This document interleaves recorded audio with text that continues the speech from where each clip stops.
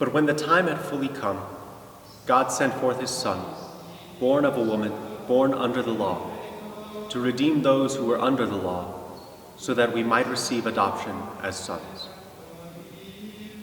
Today we begin a new liturgical year.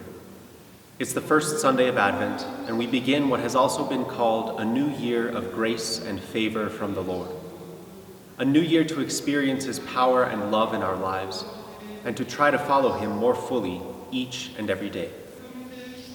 There are certainly many things we could talk about with this new beginning, especially now at the beginning of this Into the Mystery series.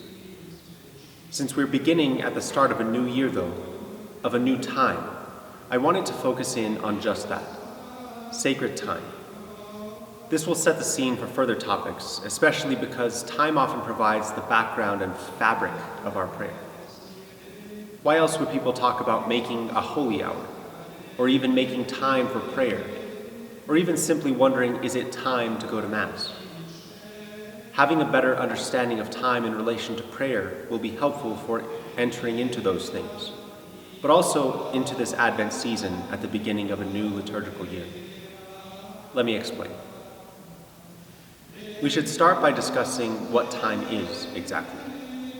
For thousands of years, from Aristotle and the Greeks to St. Augustine to modern scientists like Einstein, people have talked about this very question: what is time? Today, people mostly talk about what time is it, or discussions about how to save time and make the most of time abound. But there's so much more going on. If we look in the Bible, we can see what I'm talking about. Because the Bible has two basic senses of time, which will be important in this new season of Advent. The first we can call historical time, or clock time. And it answers that question which we just asked. What time is it? We can see this, for example, in the Gospels, when they say what time something happened. For example, St. Matthew tells us that on the day of the crucifixion, from the 6th hour, there was darkness over the entire land until the 9th hour, or in modern terms, from about noon to 3. On the other hand, we have certain instances in the Gospels where it's not simply clock time they are describing, but rather an opportune time, or a special moment in time during which God wants to interact with us in a particular way.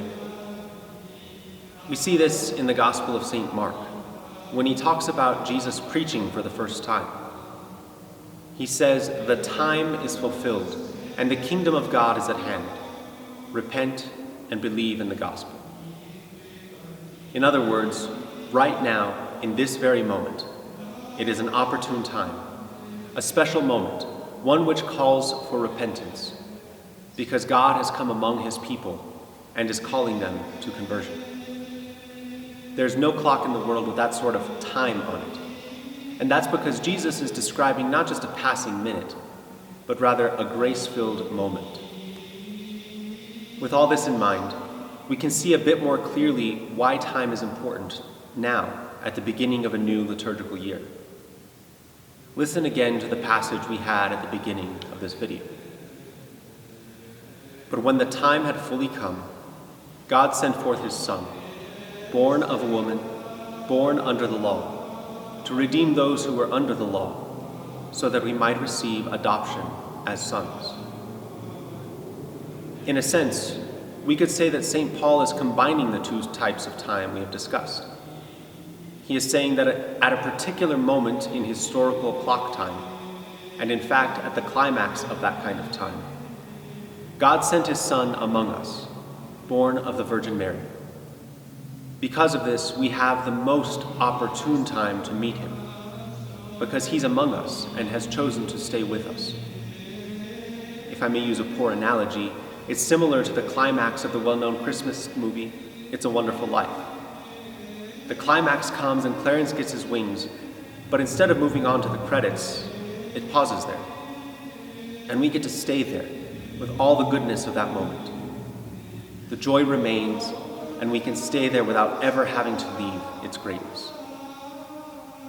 Similarly, in the gospel, we have these opportune moments, and because of the way that God works with us, we can stay in those moments. Yes, we may have to leave them because of clock time, but these special moments are all around, just waiting for us to enter into them. This is very helpful to remember at the beginning of Advent, because in these next few weeks, we will be preparing ourselves for the celebration of Christmas, but also for the coming of Christ at the end of time. In this light, Advent can be seen as the season, as the opportune time, which the Church gives us to meet our Lord, to meet Jesus, first as an infant in the manger, and second as the Lord of the universe. Advent is that special moment, then, when we can ask God to help us prepare to meet him as he comes among us, whether that be on Christmas Day or on the last day at the end of time.